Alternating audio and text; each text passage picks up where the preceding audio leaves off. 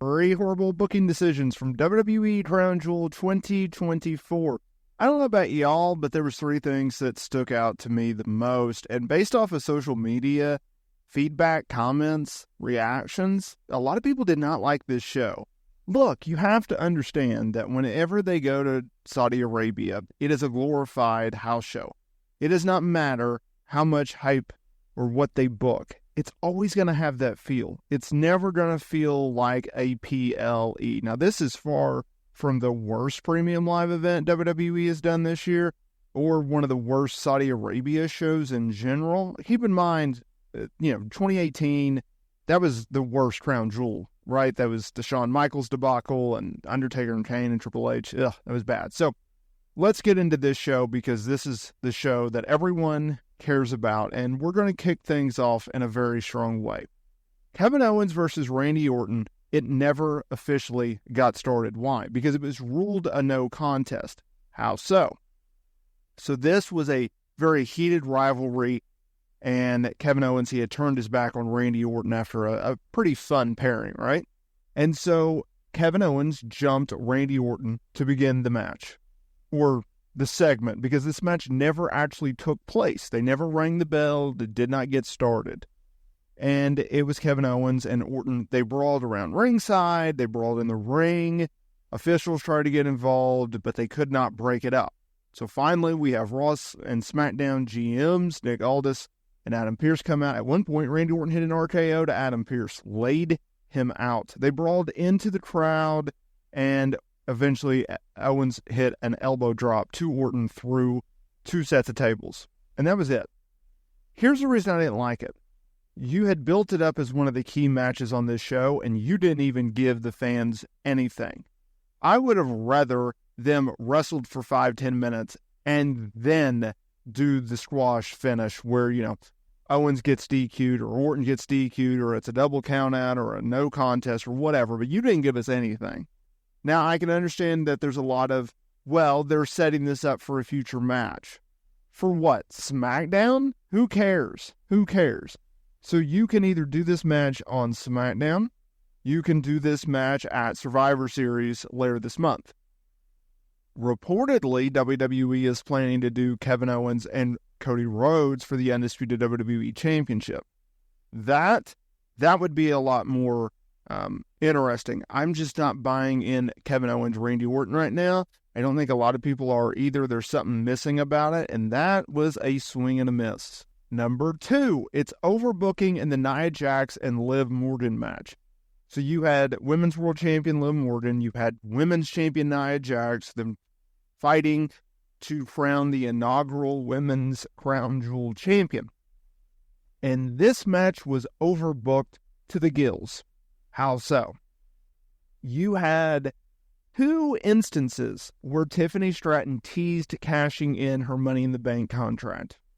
You had outside interference from Dominic Mysterio. You had outside interference from Raquel Rodriguez. It was overbooked to the gills. I absolutely hated that. As someone who has criticized Nia Jax and supported her in the last, 4 months or so, she's really turned her career around. She's a much safer worker. She's doing some of the best work of her career right now. Obviously, Liv Morgan, I'm super duper behind her, right? She's one of my favorites right now. But this sucked. It sucked because you never felt like the match was given a chance because you had Tiffany Stratton coming out there. She teased cashing in Money in the Bank. Then Nia Jax walked her up the ramp, and it seemed like, Tiffany was going to be gone. Then Tiffany came out yet again, tried to cash in. Then Dominic Mysterio did an outside spot. And then Tiffany tried to cash in again. So you had Raquel come in there and try to stop her. It was just like, ugh. And then obviously, Dominic and Raquel, they got involved in the finish that led up to Liv in her finisher on Nia. I didn't like it. I didn't like it because you took away from what is supposed to be your top star from Monday Night Raw, Liv Morgan, and your top star in Nia Jax. You're taking away from the star power in which they present. And by doing so, it makes both champions and both top stars look less than. And by the way, they're fighting for a championship that won't leave a museum but once a year, right? Like, it just, I don't know. It didn't set the right precedent for me. I thought they could have done something much better than what they did. And I understand that they were kind of shoehorned because I still think you would have had outside interference from Rhea Ripley had she not suffered a broken orbital bone. That may have played into the finish here. That may have said, Nia Jax was originally supposed to win the match, but they had to pivot and they had to put the win to Liv. Maybe they felt like they needed to heat up Liv even more. But it's weird when you are making Nia Jax, a monstrous heel, come across as the babyface in this match. At least with Liv, she's a built-in babyface as is. She's just a likable person. You want to see her succeed. And you have a situation where she wins and not the monstrous heel in Nia Jax, who's not very likable to begin with. It didn't really make a lot of sense. Number one, it was the Bloodline match. This match sucked. I've seen a lot of people compare it to a house show match. I would agree.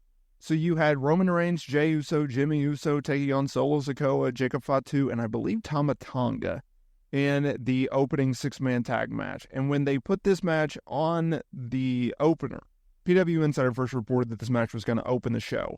They probably reported that about an hour and a half before showtime. When I saw that news, I go, oh, okay. Well, we knew Bloodline was going to go over. They had, a 4-on-3 advantage. But that's interesting because you knew at some point Sami Zayn was going to get involved, right? They set up the fact that Sami had a conversation with Solo and the Bloodline, I believe, on this week's episode of SmackDown, maybe the week prior. And you knew he was going to tease whether or not he would go with the Bloodline or the OG Bloodline.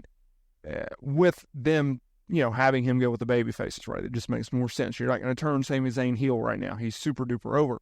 So you had Solo Sikoa pin Roman Reigns. That's my number one horrific booking decision. I hated that. As a bonus round, I hated what they did afterwards. So after the match, Solo beat up Roman even more. They beat up Jey. They beat up Jimmy. And then you had Sami Zayn run down to the ring, or walk down to the ring, I should say. And he teased like he was going to give Solo a big hug, and he turned on Solo, and he hit the superplex and all that. No problem there. Babyfaces, they rallied. They made a comeback. They got rid of the heels. Here's where I didn't like it. So Roman went for a Superman punch while Sami went for a big boot. Sami connected with the big boot to Roman, laid him out. So now there is, oh my God, did Sami do that on purpose? Is he aligned with Solo? Was that just a backfire? What is going on? I didn't like that because you accomplished getting heat on the heels by having Solo Sikoa pin Roman Reigns. He didn't pin Jimmy, right, where they probably should have. They already had Solo pin Roman. Holy crap. And then you have Sami follow, make the save. Yay, everything's good, right? So you accomplish your heat on the heels, check. You had Sami align with the baby faces, check. You set up Survivor Series War Games.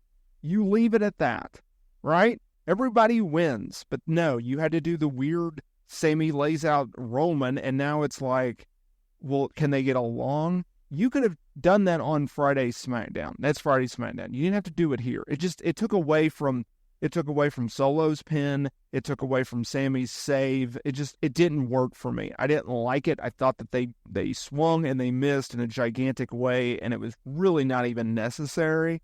But hey, WWE is going to do what WWE wants to do. But I just thought that was a swing and a miss. Let me know down in the comments area below what was your 3 bad booking decisions from WWE Crown Jewel 2024.